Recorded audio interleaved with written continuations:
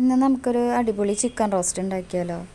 അപ്പോൾ അതിന് വേണ്ടിയിട്ട് ഞാൻ 2 സബോള, അതുപോലെ ഒരു തക്കാളി, പിന്നെ 1 ഇഞ്ച് നീളത്തിൽ 2 കഷ്ണം ഇഞ്ചി, പിന്നെ 2 വെളുത്തുള്ളി, അതായത് ഒരു ഉണ്ട വെളുത്തുള്ളി ഇല്ലേ, അങ്ങനത്തെ ഒരു മീഡിയം 2 എടുക്കുക.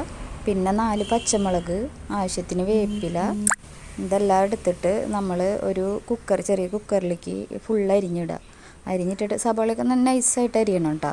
അരിഞ്ഞിട്ടിട്ട് അതിലേക്ക് ലേശം വെളിച്ചെണ്ണ ഒഴിക്കുക, ഉപ്പിടുക, മഞ്ഞൾപ്പൊടി ഇടുക, ഒരു തുള്ളി വെള്ളം, അത് വെവാനുള്ളത് വെള്ളം ഒഴിച്ചിട്ട് നമ്മൾ ഒരു 2-3 വിസിലടിച്ച് കഴിഞ്ഞാൽ നന്നായി വെന്ത് കിട്ടും.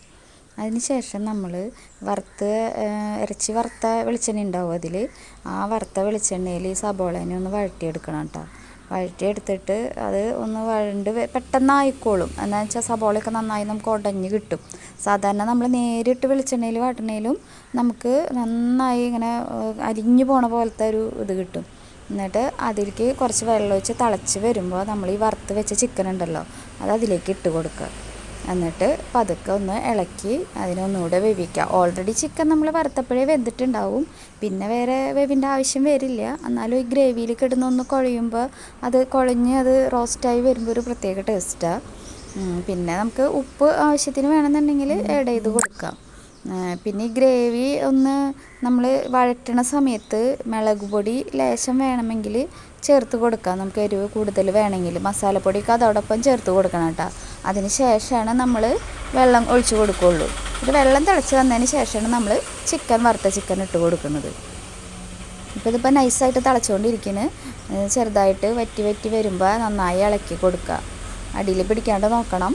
നന്നായി ഇളക്കി ഡ്രൈ ആവണ വരെ ഇളക്കി കൊടുക്കുക. വേണ്ട, ഇപ്പം നമുക്ക് ശരിക്കും ഈ റിസപ്ഷനൊക്കെ ചിക്കൻ റോസ്റ്റ് ചെയ്ത ചിക്കൻ കിട്ടാറില്ലേ, കുറച്ച് ഗ്രേവി ആയിട്ട്, ആ മോഡൽ ചിക്കനായിട്ട് കിട്ടും കേട്ടോ. അടിപൊളി ടേസ്റ്റാണ് കേട്ടോ കഴിക്കാനായിട്ട്. കുറച്ച് മല്ലിയിലയും കൂടി ഇതൊന്നും ഇങ്ങനെ ഡ്രൈ ആയി വരുമ്പോൾ കുറച്ചുകൂടെ മല്ലിയിലയും കൂടി ഇട്ട് കൊടുത്തു കഴിഞ്ഞാൽ അടിപൊളി ടേസ്റ്റ് ആയിരിക്കും കേട്ടോ. നല്ല സ്മെല്ലൊക്കെ കിട്ടും. ഓൾറെഡി നമ്മൾ ഇതൊക്കെ വേവിച്ചിട്ട് വാട്ടിയ കാരണം ഈ ഗ്രേവി എല്ലാ പീസുമ്മലും നന്നായി പറ്റിയ ഗ്രേവിയുടെ ഇത് മാത്രം മതി നമുക്ക് ഭക്ഷണം കഴിക്കാനായിട്ട്. അടിപൊളി ടേസ്റ്റായിട്ടാ. ഞാൻ ട്രൈ ചെയ്തപ്പോൾ ഞങ്ങൾക്ക് ഭയങ്കര ഇഷ്ടമായിപ്പോൾ. ഞങ്ങൾ കുറേ വട്ടമായിപ്പോൾ ഇത് ഇങ്ങനെ തന്നെ വെക്കണത്.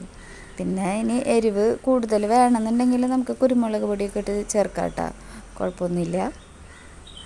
ഇത് ഇങ്ങനെ അടിപൊളി ഡ്രൈ ആയി വന്നുകൊണ്ടിരിക്കുന്നു.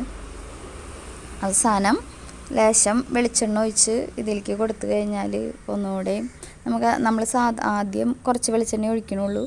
അപ്പോൾ അത് കാരണം അവസാനം നമ്മൾ കുറച്ച് വെളിച്ചെണ്ണ ഇതിൽ തൂവി കൊടുക്കണം കേട്ടോ. വെള്ളമൊക്കെ വറ്റി ചിക്കൻ നല്ല ഡ്രൈ ആയിക്കൊണ്ടിരിക്കണം. ഒരു പീസ് മതിയിടാം നമുക്ക് ചോറൊക്കെ ഉണ്ണാനായിട്ട്. ഭയങ്കര ടേസ്റ്റാണ്. എല്ലാവരും ഒന്ന് ട്രൈ ചെയ്ത് നോക്കിക്കോളാം, അത് കാണുന്നവരെല്ലാവരും. ലാസ്റ്റ് കുറച്ച് വെളിച്ചെണ്ണ ഒഴിച്ച് കൊടുത്തു കഴിഞ്ഞാൽ അതിൽ ആ എണ്ണമയം കൂടി വരുമ്പോഴേ ഭയങ്കര ടേസ്റ്റായിരിക്കും. ഞങ്ങൾ ഇന്നലെ കഴിച്ചിട്ട് എല്ലാവർക്കും ഭയങ്കര ഇഷ്ടമായി. Okay, by.